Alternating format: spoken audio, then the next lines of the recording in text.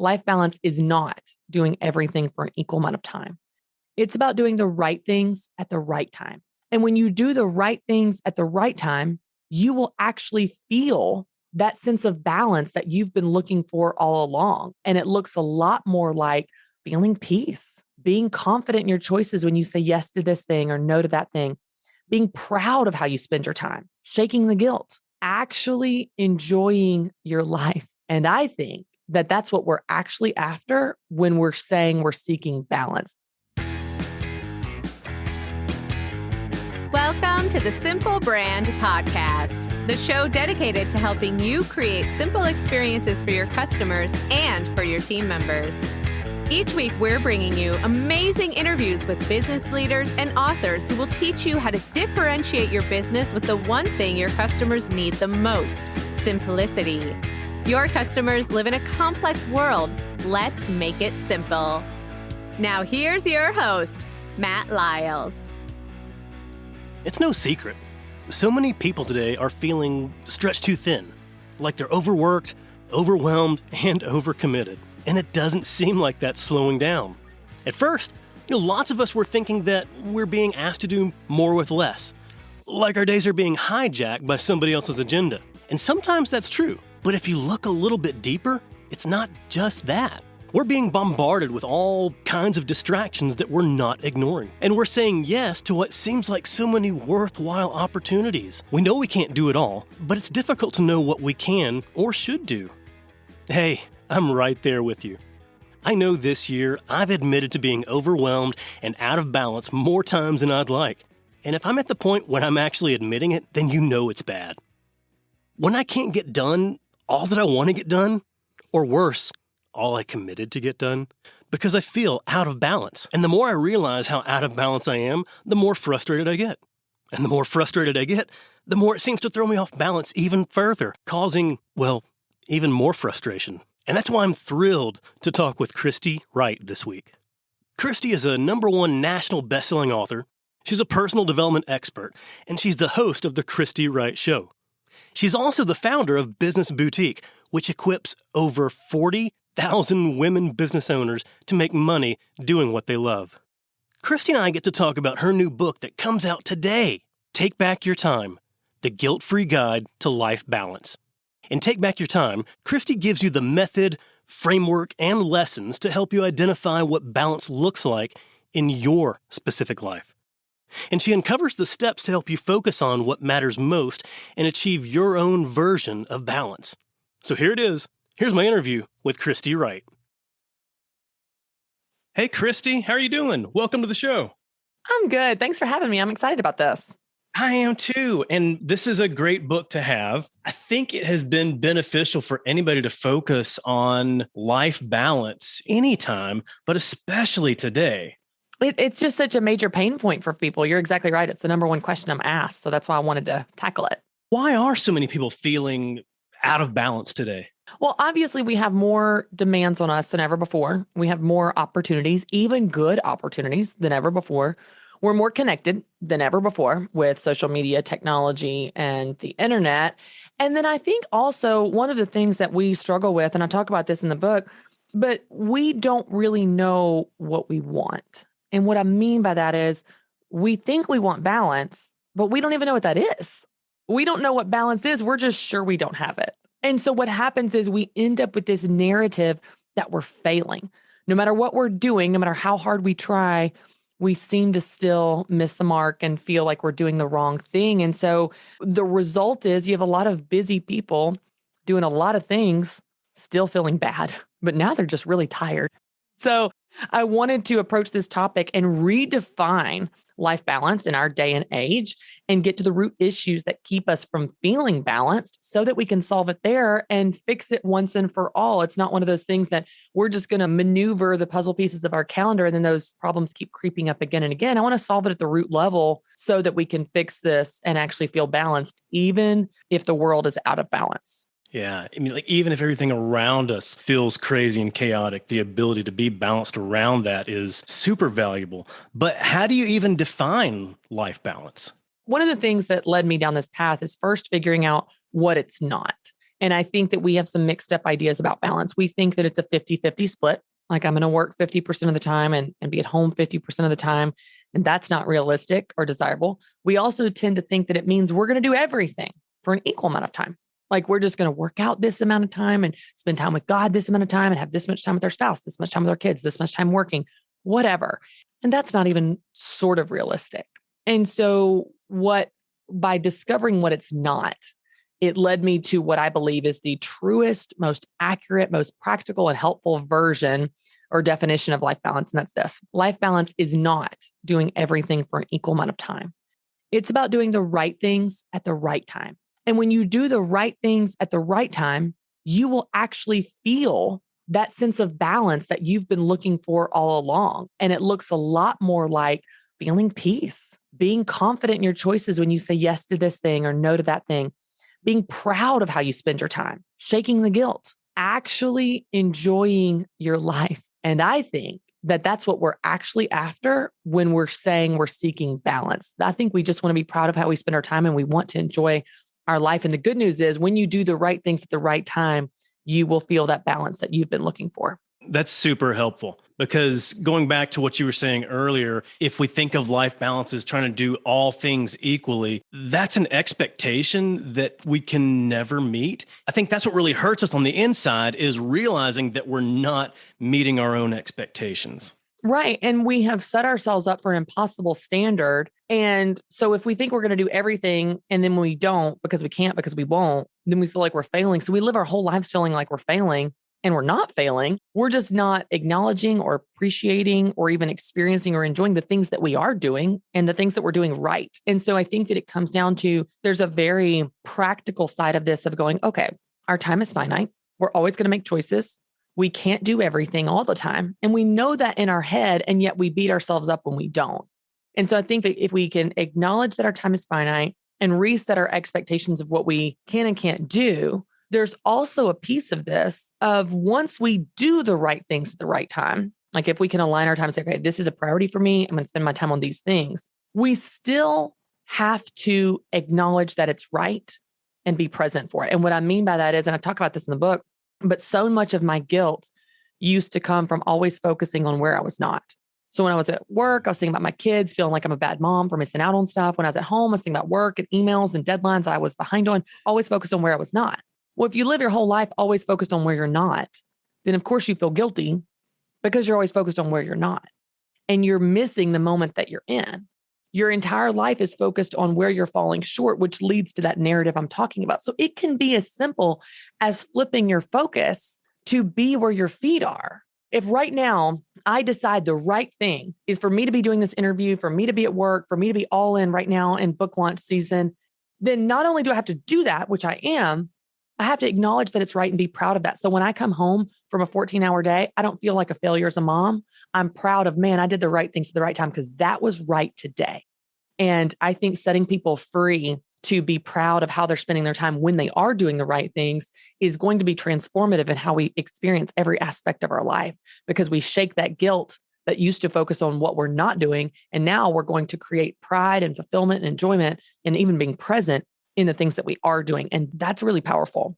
That is powerful. But I've got to say, in 2021, presence can be pretty difficult. Yeah. So what are some ways that you can ensure that you are present? Well, you make a great point. It is difficult. And I think that's why it's that much more important. Because in the 1980s, I was a child of the 80s. In the 80s, you didn't have any choice but to be present. You didn't have a cell phone. If you were in the waiting room of the doctor's office, you were looking at a book or a magazine. If you're in the car in traffic, you're listening to the radio. Like that's it. We live in this world where we have a device in our pocket screaming our name 24 hours a day. And I've got some interesting research in the book on our relationship with technology. And I don't hate technology, but we're losing hours and hours of our life every day to this device. So we need to have a defense plan. We need to have a deeper understanding of its effect on us and some boundaries around it to protect us from losing our entire lives to it. Because if we're not careful, we're going to know everything about everyone else's life and completely miss our own. And so in this day and age, to your point, I think one thing that is very empowering is understanding what is going on, at what's at play. Meaning, when I pick up my phone over and over again without thinking, I'm going to question that and understand why. It's not just because I need to check my phone. It's not because it rang or buzzed. It's because there are multi-billion-dollar companies that their entire objective is to get people to stare at their phone more because they can monetize that to advertisers. Well, when I understand, I'm reaching for my phone, that's an unconscious habit. That awareness helps me guard against it because I realize what's affecting me. It also then activates me to put some boundaries and practices in place. One simple thing I do is I have a box on my counter that when I walk in the door at 5:00, I put my phone in this box. And it's an intentional action that says to my brain, I'm not going to look at this device in the next 2 hours because I want to focus on my kids and my family. So it's taking my phone and putting it in a box, and this box represents this is off limits while I'm with my family, and I'll pick it back up again once my kids are in bed or whatever. And so there's an element of this that we have so much opportunity to solve our problems with technology and distraction, but we also have the responsibility to, because if we don't, we're going to continue to do what we've always done, which is going to lead to what we've always had, which is a lack of being present, a missing moments with our family, and staring at a screen. And what's interesting is there's a study in the book from Harvard where there is a direct, not just correlation, but causation of distraction and unhappiness. So the more distracted you are, the more your mind wanders. And this doesn't even take into consideration social media. This is just letting your mind wander. Research shows you're unhappier. You are less happy when your mind wanders versus being present in the moment. And so that just means that we have to have some habits that bring our mind back to what's going on in front of us. And research shows that we'll be happier when we do. Wow. That is some mind-blowing research right there. Not just that it's a correlation, but it's a causation too. Yeah, it shows that mind wandering is the cause of people being unhappy, regardless of the activity in which they're participating. Meaning, it's not just like, well, if you're doing something boring, then it's okay to let your mind wander because you're doing something boring. It in fact shows that when you bring your mind back to where your body is, as this sounds all like woo-woo. I'm not like one of those people. This is not like, some new agey. No, it's not that. It's just simply like, we don't realize how much our mind is not where our body is. We're thinking about what we got to do. We're thinking about a conversation we had last week. We're thinking about, we're scrolling social media, whatever. When you bring your mind back to where your body is, which is where it's designed to be, by the way, right? You actually are not only happier, you feel more alive. You're aware of your senses and the sights and the sounds and the textures. And like you literally feel more alive when you bring your mind back to where your body is. And I did not realize until I started studying this, but I didn't realize how much I had just been sleepwalking through life, like zombies, staring at our phone and thinking about other things. And we're never home in our body. And I know, again, I know that sounds so weird, but when I began to bring my mind back to what's in front of me, what's in front of me, what's in front of me, I truly feel more alive. And so there's so much of this that has a huge implication, not just in our sense of balance, but every aspect of how we experience our life. Yes. Yeah, absolutely. And it really does speak to how you experience things. And I think there's value in being present, not just when you're in front of somebody else, but it's wherever you are, whatever you're doing, even if you're by yourself, even if you're in the car, or even if you're standing in line at the grocery store or something. Yes. And you make a good point because of social media and because of our phones, because we have access to unlimited information and unlimited input at all times, we've actually trained our brains to be addicted to input. And what I mean by that is we are not okay being still. We're not okay being quiet. We're not okay with not having input, not staring, reading, absorbing, consuming something. So for example, you get into an elevator and the elevator doors close. And what do? You pull out your phone because we can't be still and stare at some elevator doors for 3 seconds. That just shows how addicted we are to input. But what's interesting is our brain can't handle that. No wonder we're anxious and exhausted. It needs to rest and be still and be quiet and not have input for a minute. And so It does take discipline, to your point a minute ago, in our day and age.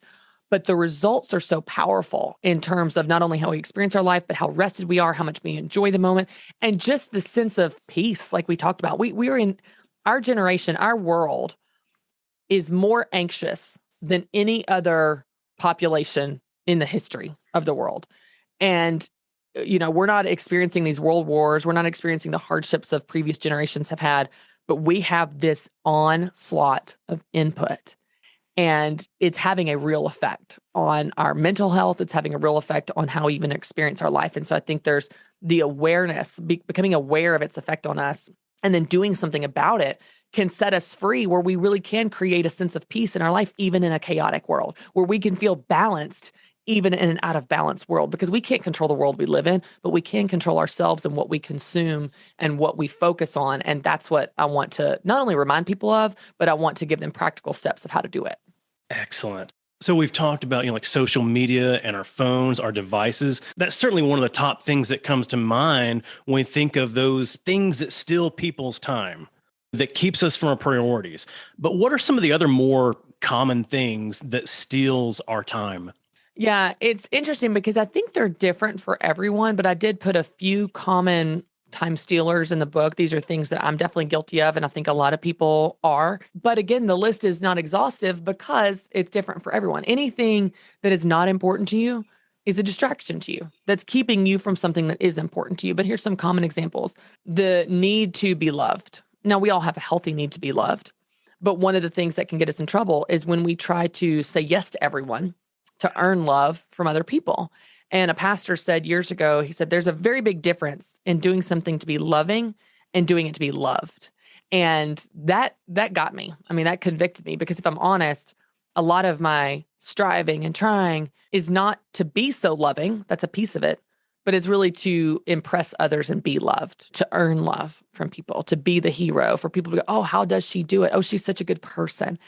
And if we don't peel away the layers and figure out what are these motivations that are going on inside of us, then we can fix the calendar at the surface level, but those problems are going to creep up again and again. Another thing many of us are guilty of is the need to prove ourselves.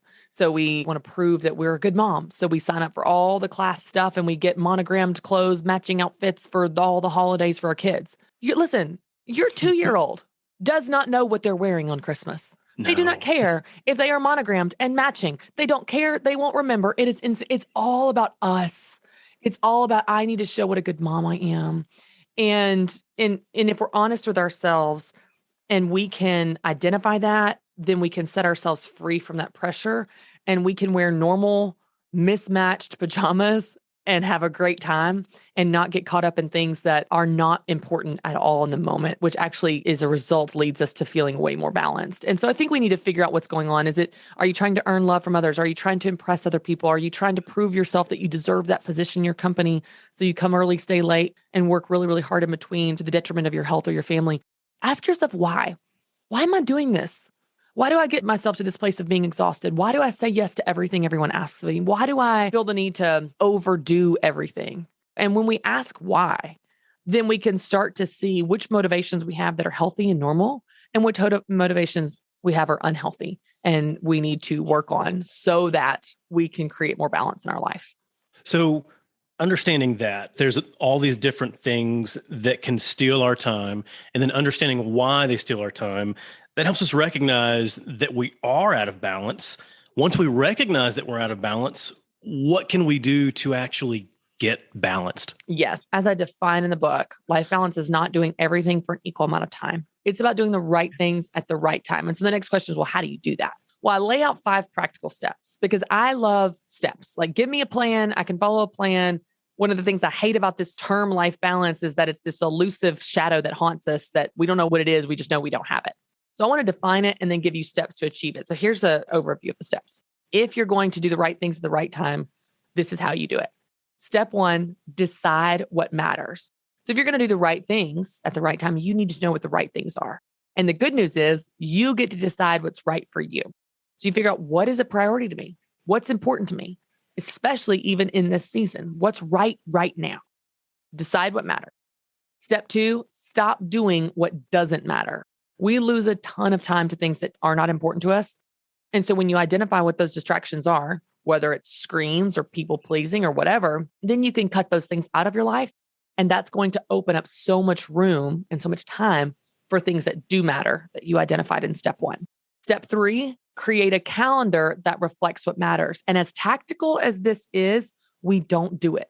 We fill our calendars with dentist appointments and soccer practices and meetings, and then we wonder why we don't feel alive or enjoy our life. All those things you identified in step 1, all those things that matter to you, They need to go on the calendar. They're not going to happen when time's left over. There's never time left over. So we can't be surprised when we don't do things that are right for us and important to us, when we don't put them on the system we've chosen to live our lives by. If your calendar is your system, it needs to reflect those things that matter most that you identified in step 1. So I'll walk you through how to do that. Step 4, protect what matters. And that's just all about boundaries and saying no to protect that calendar and that balance that you worked hard to create. And then step 5 might be my favorite. That is be present for what matters. Because even if you create the most perfect schedule in the world, if you're not present for it, you miss it. So step 1, decide what matters. Step 2, stop doing what doesn't matter. Step 3, create a calendar that reflects what matters. Step 4, protect what matters. Step 5, be present for what matters. When you do that in any new season, you will be doing the right things at the right time and you will feel that sense of balance that you've been looking for. But one important point here is when your season changes, your job changes, your kids go off to school, you have a new baby, you get married, something changes in your world, your health changes. You need to go back to step 1 and you need to decide what matters now, because the season that you're in will determine what matters to you and will determine what your version of balance looks like. And so this is a cycle we repeat in any new season. But when you do and you follow those 5 steps, you'll be doing the right things at the right time and you will feel that sense of balance you've been looking for all along. And that right there is a big light bulb moment to me, because for the longest time, I would think whatever is the priority, whatever matters most, that's it for the long term. So like, how do I make sure that I define what it is that matters most to me that will matter until the end of my days? And recognizing that in different years, in different seasons, that's fluid and that can change. Yes. And you make such a good point, because when we talk about priorities, everyone talks about priorities as if they are this lifelong, concrete, written in blood, set it and forget it thing. Like Christians say to me all the time, my priorities are God, other, self, in that order. I'm like, that is a beautiful Sunday school answer. That is very impractical for real life time management. Here's what my priorities look like this season. It looks like get my book launched, spend time with my kids. That's pretty much it in this season. So we've got to have while you have fixed priorities where like if push comes to shove and all hell breaks loose, this is what matters in this order. Most of us don't live like that, thank goodness, every day. We need to know how to manage our time on a Monday, which looks much more specific, tactical, current, and relevant than our lifelong fixed priorities. You need seasonal, weekly, and even daily priorities where you say, okay, in this season, here's the top 3 to 5 things that matter most. For example, what matters to me in this season is very different than what mattered to me this summer. This summer, I didn't work Fridays. I went to the lake. I played with my kids. I worked out, hung out with friends, and had a clean house. That isn't so much true right now. Right now, I'm working like crazy. I'm focused on the book. The book is the priority. And time with my kids when I'm not working on the book. I'm not seeing my friends. My house is not as clean. I'm not working out as much as I want to. And I'm definitely working on Fridays. So giving yourself permission to change your priorities and your plans and even your version of balance as your season changes. It should. That's called wisdom. And it's going to allow you to adapt to things as they change and when they change. And that right there has helped me feel a lot more comfortable about some of the things that I want to do, but recognize that this isn't the right season for it. Did you know that in addition to my podcast and my articles, I speak to audiences all over to help them simplify their customer experience and simplify their employee experience. I've spent the last few years leading a crusade of simplicity across the globe. If you want a winning brand, you have to provide a simple experience to your customers and to your team members. Whether it's a live event or a virtual event, I'd love to partner with you and teach your audience how to do just that. With over a decade in marketing, I know how to hook and captivate an audience. And as a speaker, I know how to connect with that audience. Along with my lessons, I use stories and humor to keep everyone engaged and inspired. Then they leave with the knowledge and next steps to transform their business. As an event planner, you're managing lots of details to give your audience the most memorable event. The last thing you need is a speaker who will make your event memorable for all the wrong reasons. Not only will I leave your audience energized and inspired, I'll make it easy for your team to work with me.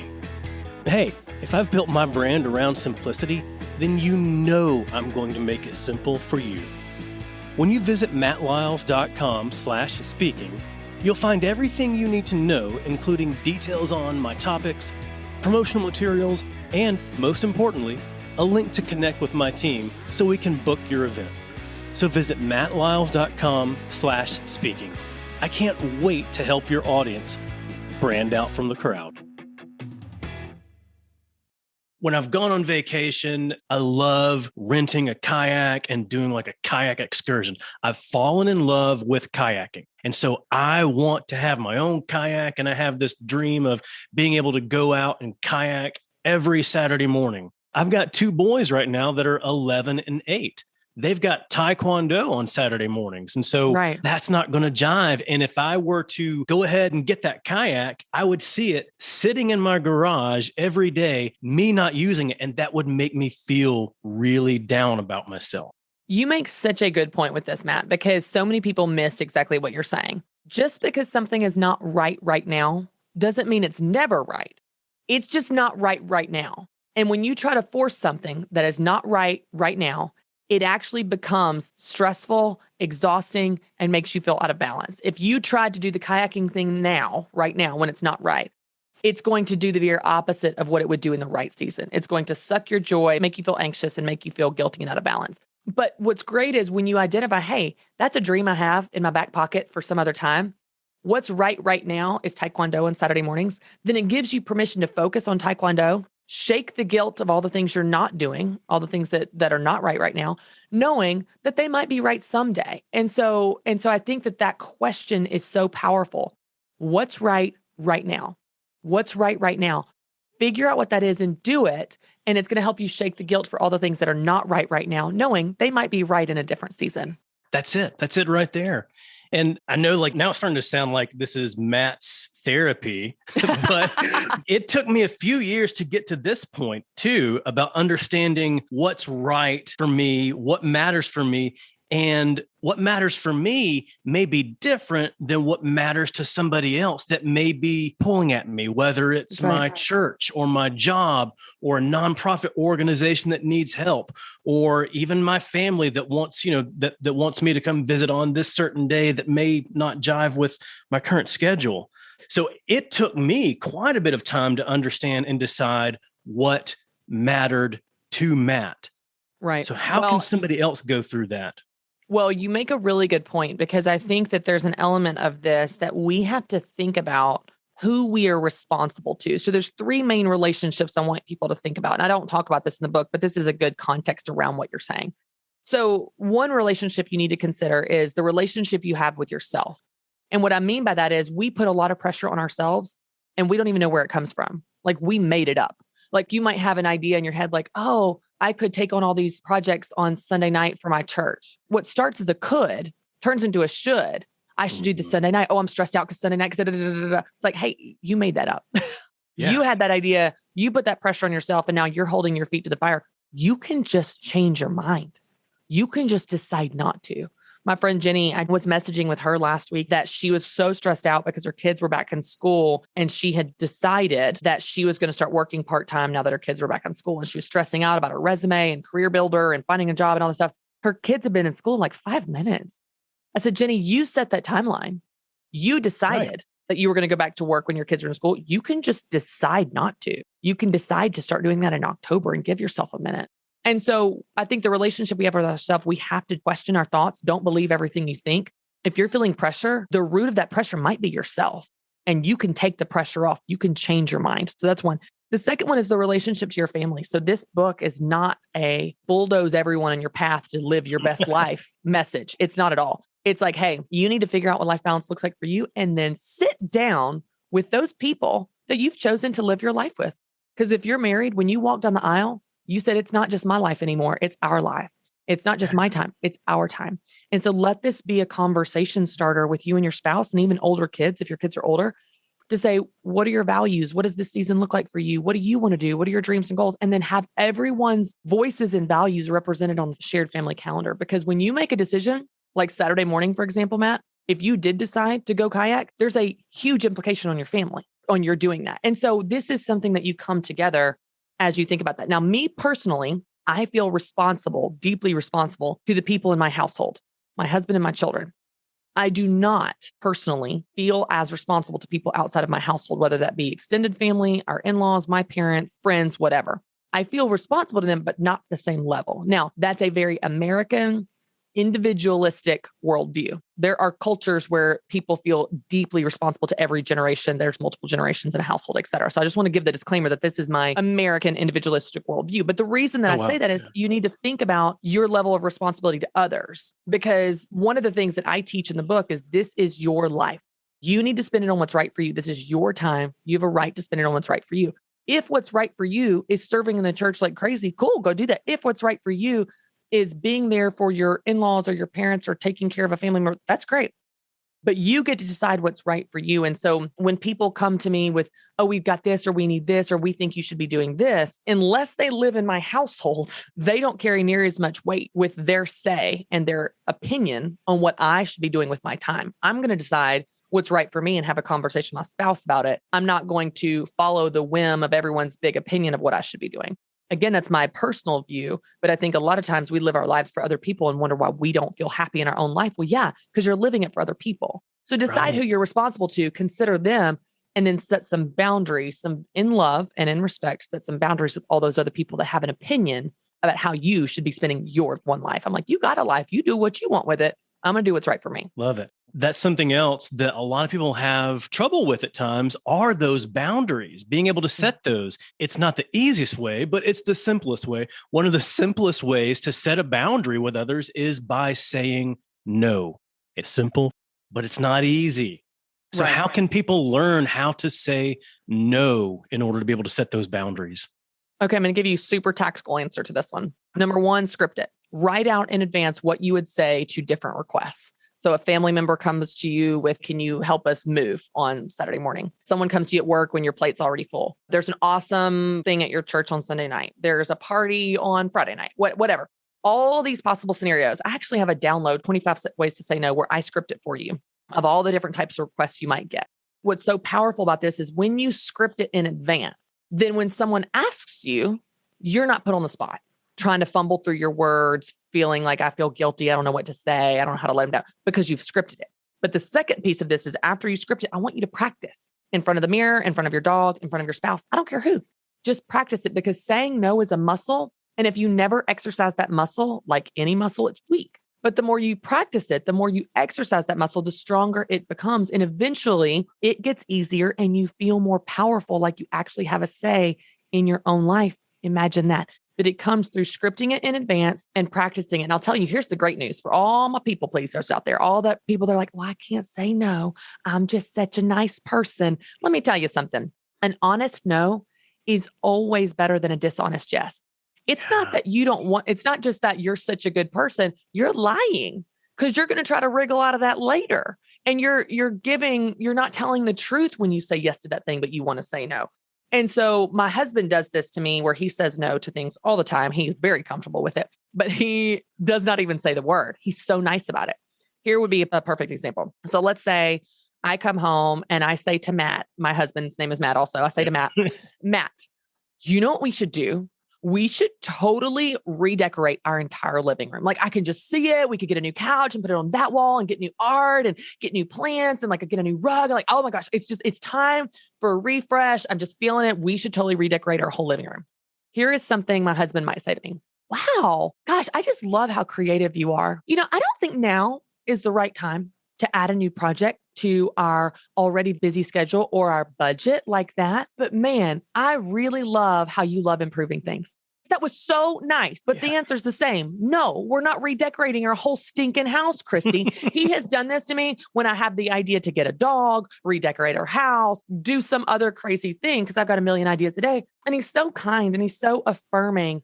But the answer's the same. He says no. So you can do this in a way that's true to you. You can do it in a way that is honest. You can do it in a way that is kind, but the answer is the same. The answer is no. And so if you practice it, I promise you, it does get easier. Absolutely. And I used to have a problem with that. I used to be the one that was thinking, oh, they really need me. And if I don't do it, then nobody else will. And then their whole system, their whole organization, everything will just fall apart if I don't meet their request to do this. And confession time, it was a handful of years ago, maybe more. I think like the first thing that I ever got from you was your list of 25 different ways to say no. And it was amazing. Right after I got that, a nonprofit that I'd done some consulting with asked me to be on their board. And I knew in my mind, I don't have time for that. I know that if I were to say yes, I would fail at that role because I wouldn't have the time to do it. At the same time, I want to say yes because I want to help. However, I had just gotten your list of 25 ways to say no. I used one of the scripts and I ended up recommending them to reach out to somebody else that I knew that was a much better fit. And I had an idea that they had a much better fit in their schedule for it. This person agreed to do it and they went on and did some really great things for that organization.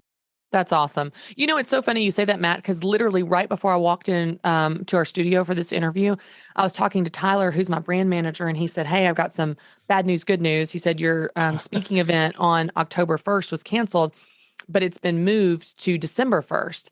And immediately something came to mind. So like 3 or 4 months ago, there was this woman that reached out to me to partner with her on some foster care stuff. And she had an event on December 1st. Even though I did not have plans on December 1st, and even though I didn't have a reason, everything in my spirit was no. It was, you're not supposed to do this. And so I said to her on the phone, I didn't even say, let me think about it. I said, I'm going to be honest with you. I'm going into a very busy book season. I have a lot going on. I'm not taking any more commitments at this time out of town. I'm going to be with my family when I'm not doing book stuff. I said, but I'd love to support you in other ways. Let's brainstorm how I can support you. That does not involve me coming to this event on December 1st. Now, again, Matt, I had no plans on December 1st at that time, but everything in my spirit was this needs to be a no, even though I couldn't explain it. And I wanted to support the organization. Well, then literally 5 minutes ago before I walk in here, it's like, hey, your October 1st is canceled, but they moved it to December 1st. See, God knew. God knew I was going to be doing something on December 1st that I didn't know at that time. So you've got to listen to that spirit, your gut, your intuition, whatever you want to call it, depending on your faith. And when something is a no, it's a no. And when it's a yes, it is a yes, even if you can't explain it. So just having some more intentionality and awareness before we say yes or no can really be powerful for a better outcome. Like you said, that person had a great experience and helped them, and you were set free from a burden that would have totally been a burden because it wasn't right for you at that time. Absolutely right. And I think a lot of that comes back to what we talked about earlier, being present. If you're present in every moment and you're not giving in to all the distractions, then, and this is my faith coming out here, when you're present, you're more in tune to the Holy Spirit and the Holy Spirit's prompts. And the Spirit can prompt you to say, you know what? You don't know why just yet, but you should say no to this right now. Or, you know what? You should totally say yes to this. May feel a little scary, may feel a little uncomfortable, but I'm pushing you to say yes. Yes. And what's interesting is, to your point, I think that you have two extremes when it comes to time management. So my vision, Matt, is to bridge the gap between the faith world and the personal development world. I think that many people view them as mutually exclusive, and they're not. We need to work like it all depends on us and pray like it all depends on God, and we're going to need both. And so in my faith world, what I hear a lot of times, like, oh, it's just Jesus, Jesus, Jesus, just pray, pray, pray, just let the Spirit lead you. And you got people that are just floundering, and they're not good stewards of their time or their money because they're waiting for Gabriel to appear in their living room on Monday morning and tell them what to do. And it doesn't happen like that. They need a plan. They need steps. They need intentionality in how they steward their time and their money and so on. But then in the personal development world, they can be so rigid with plans and steps and goals that there's no room for the Spirit to move. And so my vision for this book is, hey, I want to give you a plan. Okay. Outside of the divine moments where God just calls you to drop everything and help that person, or say yes to that thing inexplicably, or say no to that thing inexplicably. Aside from those divine moments, we're going to have a plan. Here's our plan of how we manage our time. Here's our boundaries of what we say no to. Knowing that if and when you feel called to do something, the plans go out the window and you follow in obedience. And I have those. For example, I'll give you a very tactical one. I have a rule for myself that when someone asks me to coffee to pick my brain, which happens all the time, and I'm very flattered by it, but it happens all the time, my answer is no. Every time. My answer is no. No, because it doesn't scale. No, because I make a living out of my coaching. No, because I don't have the time. No, because it's not a priority. I have a long list of reasons, but it's a no. And every now and then, this happened maybe a year or two ago, a young woman walked up to me after devotional at our company and she said, "Hey, Christy, my name's Phoebe and I just really admire you and I'd love to take you to coffee to pick your brain. And would you mentor me?" And in that moment, the Spirit said yes. And I said yes. There you go. So it's both. You need plans and steps and practices to be a good steward of your time for just an ongoing rhythm of your week. And knowing if you feel a call to say yes to something or no to something that goes outside of your plan, you obey. And you can always discern that with wise counsel and spending some time thinking about it, praying about it, whatever, if you're a person of faith. But you need both. It's not all, I'm just going to float around through life and have no vision and no intentionality. And it's also not, I'm going to be so rigid that I can't allow God to direct me in the midst of all my plans. And so I think it's both. I don't think it's either or. I think it's both. You're right. Absolutely. And it's not being so rigid and legalistic, but understanding in an ideal world, this is what things would look like. But if I'm led in a specific instance, I'm flexible enough to be able to do that. Right. Exactly. There's such wisdom in needing both, having intentionality, but also having the flexibility. It's kind of like what we were talking about with priorities. Yes, I have fixed priorities that if push comes to shove, like this is what is most important to me. My kids are more important than my work all day, every day, but they're not going to be more important than my work in a practical every day. Does that make sense? So it's like if something went wrong and I had to choose, of course I would choose my family. But I don't have to choose. And so on a Monday, I'm at work and I'm doing what matters. And so there's an element of intentionality, but also flexibility. Absolutely. You talked about your kids, and I've got 2 young boys as well. And I hope that I'm being a good example of them in how to manage my time, but also in how to be a successful business owner. And we talked earlier about your mom. I could just record a whole hour of us just talking about her cakes. Probably. Oh my gosh. So funny. She's your typical entrepreneur that is just like free-spirited, inventor, all over the place, but so good at her craft. Like her cakes are delicious, but she's just crazy in how she runs her business. I hope the mic's not picking it up, but my stomach is rumbling just thinking about the cakes. But I'd like to understand from you, especially given all that you've read and learned that went into what you teach and in this book, was there anything that your mom taught you about life balance?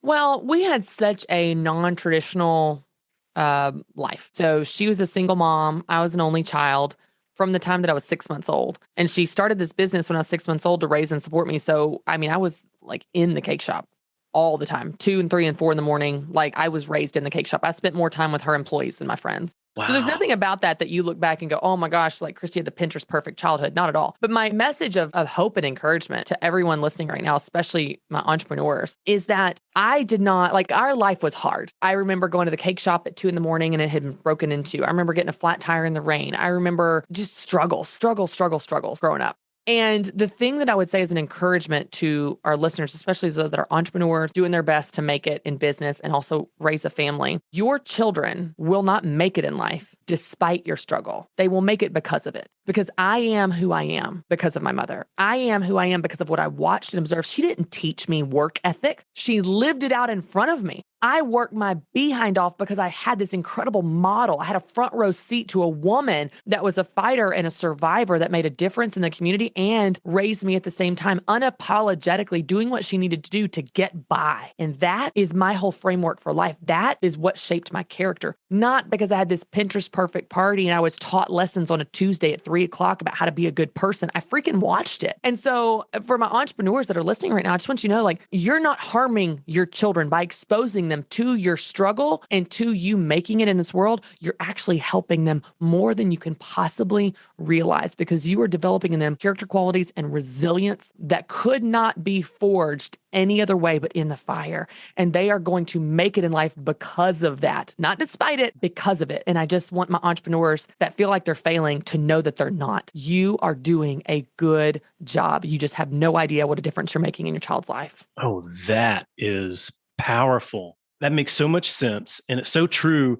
Even if we don't talk about it with our children, they're watching us. We're an example to our children. And if we focus on what matters right now, then it's going to be okay if our child is with us at 2 a.m. having to go to our business, or if we're on the side of a road having to fix a flat tire, and we don't just fall apart because of that, because our children are watching us.